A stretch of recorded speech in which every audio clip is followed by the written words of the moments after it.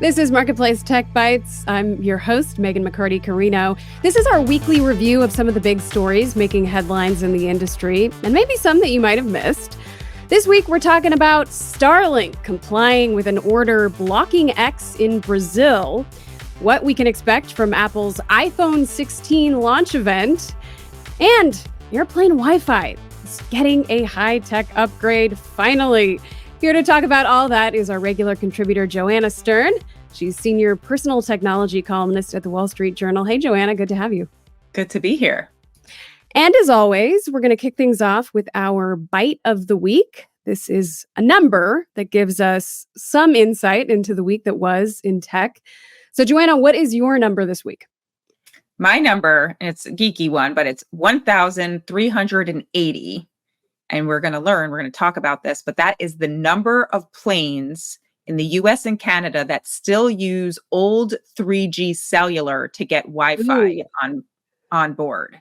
So that's a lot of planes, which means that's a lot of planes that are getting really crappy Wi-Fi on board. And we're going to talk about that. Good old 3G. We're gonna circle back like a plane circling before landing to the Starlink of it all. But first, we want to talk about Starlink in a different context. Of course, Starlink this week saying that they will comply with this block of X in Brazil. Starlink's subsidiary of SpaceX, run by Elon Musk, his other company X, has run into some problems in Brazil, been banned since last weekend. How did we get to this point where X is now banned in a country of 200 million? Well, this isn't the first country X is banned in. There's a list of others, but in this case, the government just believes that this platform is toxic and does just the amount of content that isn't being censored or free speech is just harmful. So this is what the government has decided to do there. But yes, then it brought in lots of the other types of, if we want to say, companies in Elon Musk's orbit. Right. You brought up Starlink, which is now, at first they said they were not going to block X in the country, and now they are. But we also then are now hearing too that that SpaceX is going to pull their employees from the country. So this has really turned into basically Elon Musk's orbit versus the country of Brazil. Right. So there was kind of a court order way back to, deactivate some accounts, remove some content that X would not comply with. Of course, Musk making it, this is a free speech issue. He has said that they're trying to, harm free speech for political reasons. Something I found interesting was kind of looking into some analysis that was done from the digital publication Rest of the World. They looked at some self-reported data from X on how often the platform complied with requests from governments to take down posts or block certain content. And they found that the platform complied almost 100% of the time, and that compliance actually seemed to increase after Musk took control of the platform. This analysis only went through, I think, mid-2023. But what do you make of that?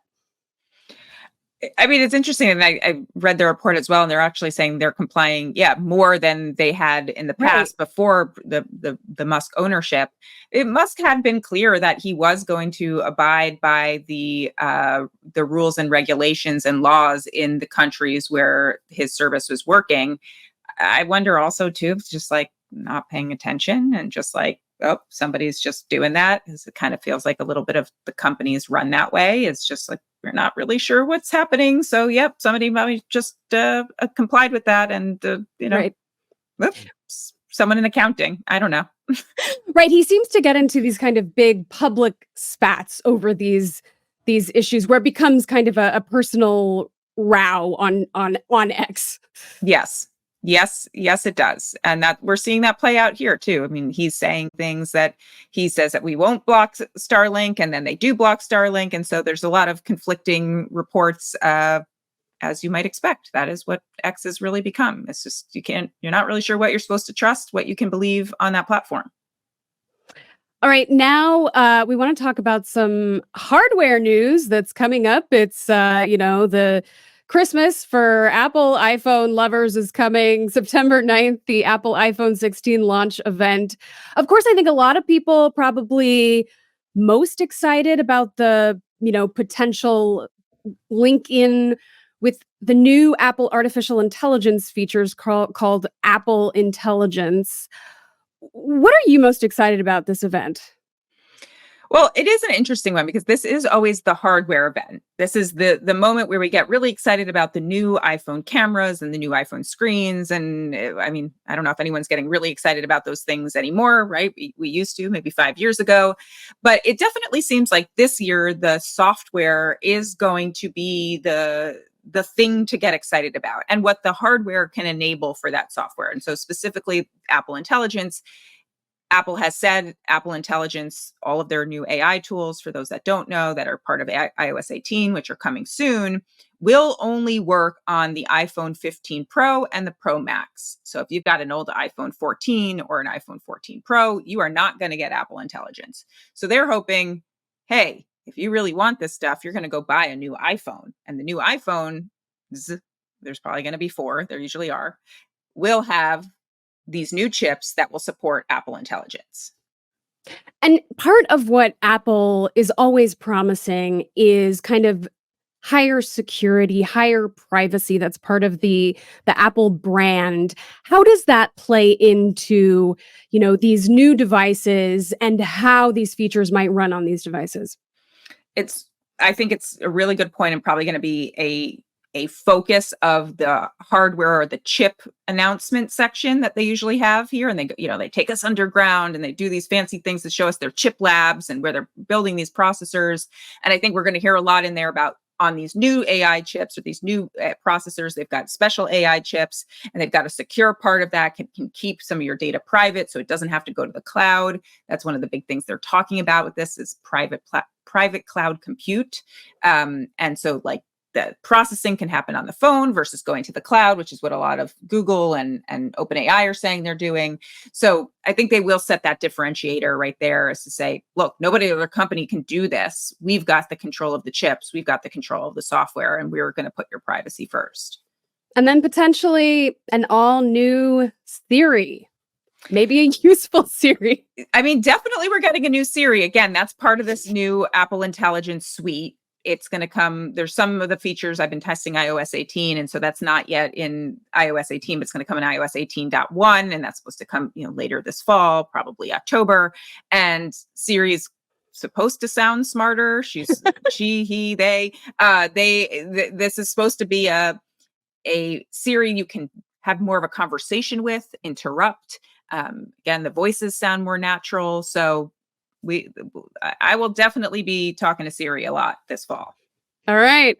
Well, we want to talk now about your recent piece for the Wall Street Journal, all about airplane Wi-Fi. We referenced it at the top. Here is a snippet from that piece.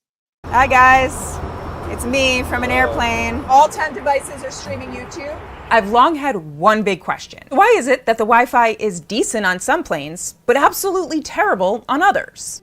So, for the past 3 months, I've enlisted my summer traveling colleagues to run various tests at 30,000 feet. I gathered data from over 50 different flights across 8 different airlines to uncover what's happening in the clouds. I also tested brand new tech from Intelsat and SpaceX's Starlink. Look at these speeds in the laboratory. Okay, so what is the deal? Why is there so much variability in so many old, outdated 3G planes? Yeah, so like I said at the top when we were talking about the bite of the week, so here's the bigger problem in just like zooming out of the planes and technology. All of these airlines use different technology. They're provided by different companies. And then within these companies, there are different generations of technology. And so what you get is a patchwork of technology in our planes. And so when you connect, you get on your United, your Delta, your American flight, you get one experience on one plane and you're like, that wasn't so bad. And then you get on another one and you're crying because you just have to send one email, right? And so that's because these infrastructures in these planes are provided by all those different companies. And like I said, different types of technologies. That we started with that 3G cellular from the ground, what is still in play on a lot of planes. But then they moved on to geostationary satellites, satellite internet that beams to the devices on the plane and then spreads that signal through the cabin. And that was better, right? But there's still issues. There's a lot of latency issues. And so now these companies are moving on to LEO, or low Earth orbit satellites, and talking again about Starlink. This is what Starlink is all about. This is what it's based on. And so Starlink is even starting to team up with some air carriers. I tested on JSX, which is a smaller air carrier, more of a private air carrier, but Hawaiian Airlines is starting to also use them. And it is crazy. I mean, it is just like night and day from what we've known of in-flight Wi-Fi, right? Like you're on in-flight Wi-Fi, you're just like, you're not sure you can send an email. You're not sure you can send a text. This is great streaming, video calling, which we can get into, but it's, is that a good thing?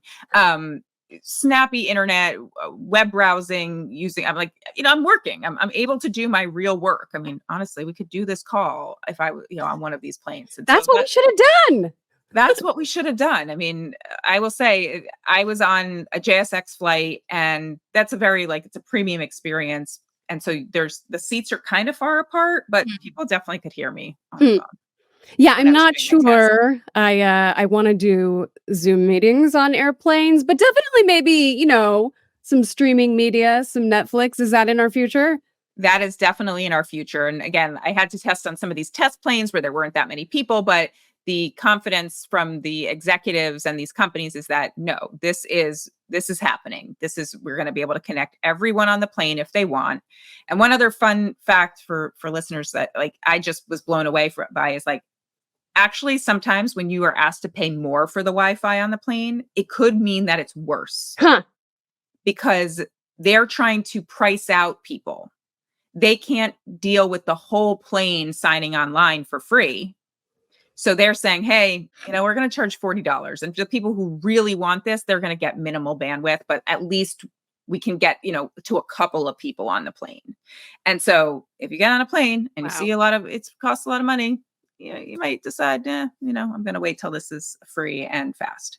Dang. All right. News you can use. Yeah. Right? I love this topic. I'm asking if I can be reassigned as a full in-flight Wi-Fi reporter, and everyone's saying no.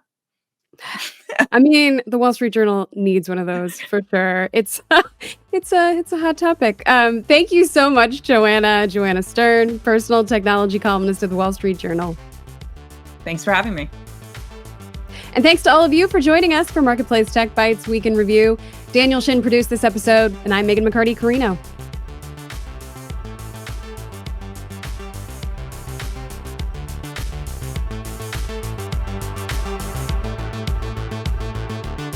This is APM.